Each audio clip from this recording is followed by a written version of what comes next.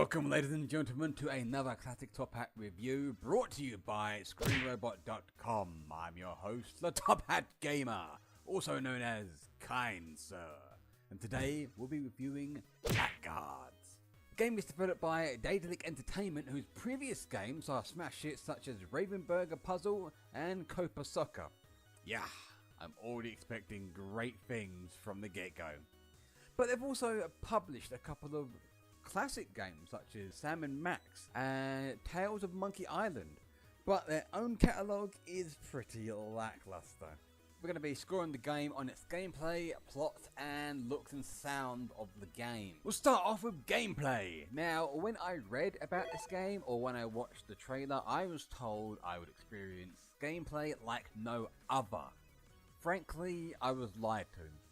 Blackguard doesn't offer anything new to the turn-based RPGs, other than that you can use the environments to your advantage, but even that isn't necessary at times. Now, depending on what you choose, whether it be basic or expert, you'll get the choice of creating a character. Now, if you choose basic, you have a choice of 3 classes, of warrior, mage, and hunter.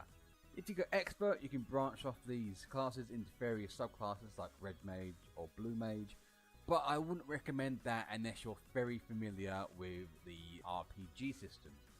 For this review I chose basic rule set, so I was thrown into a very basic character creations with 5 different looks which all looks pretty horrendous and 3 classes. I was a bit disappointed that there was only one race to choose from, which was your standard humans. In a game that follows a D&D set of rules, I was very disappointed.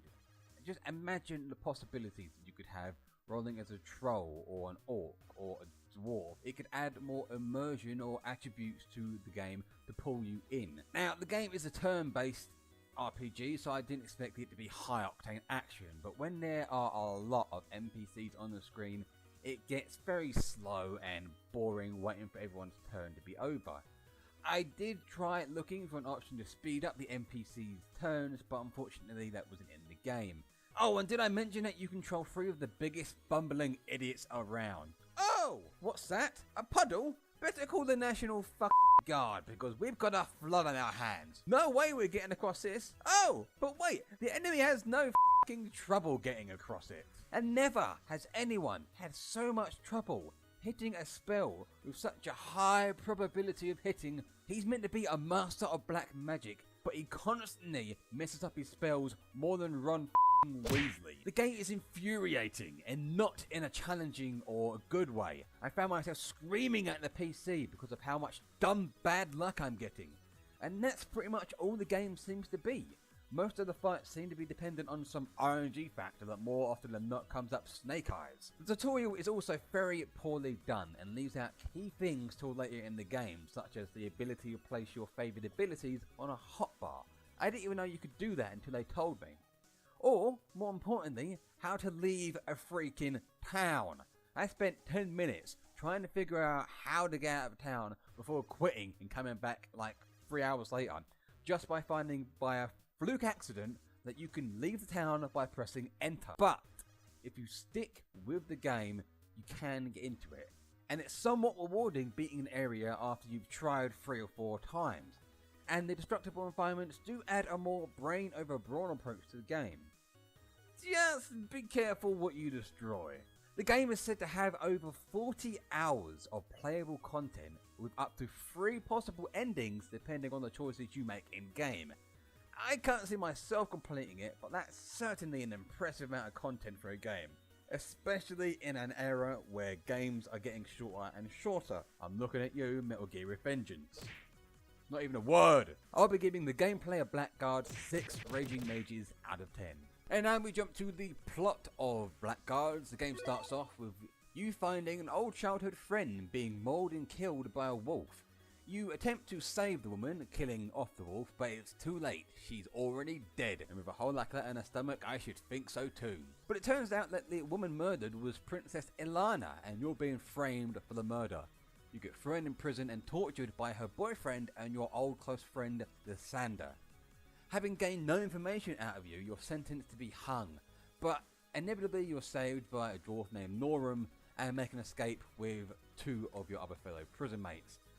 It's meant to be a dark fantasy tale, but the banter and chemistry kind of reads more like a rogue's tale, kind of similar to that of Dragon Age. The story unfolds over 5 major acts, each act revealing more of the world and unraveling the story further. The initial plot isn't groundbreaking, but it's the story and lore put into the game that impresses me the most. Also, having my choices affect my gameplay always adds replayability to the game, increasing its already impressive 40-hour stretch. I'm not going to give much away from the story other than what I've already said, because the plot is the glue that holds together the cracks that appear in the gameplay. I'll be giving the plot of Blackguard 7 Raging Mages out of 10. And finally we come to the looks and sounds of Blackguard, and let's just say if Blackguard's personality comes across as rough sandpaper, it looks as good as Jessica Nigiri. It claims to be a dark fantasy RPG and pulls it off perfectly. The voice acting is great. Here, or I'll break her shapely neck! Crack!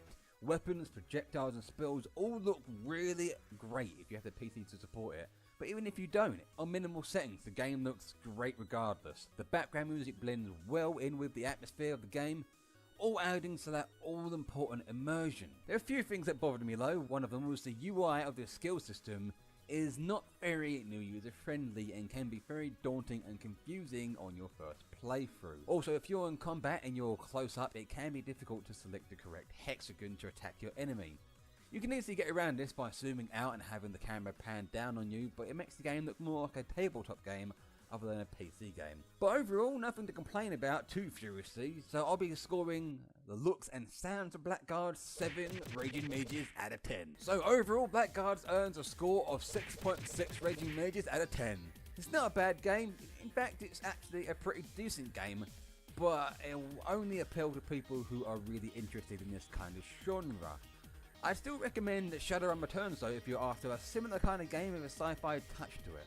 So that's it for another classic top hat review, guys, brought to you by ScreenRobot.com. Don't forget to subscribe to the channel, leave a comment below, let us know what you thought of the review and the game itself, and throw us a like for the video.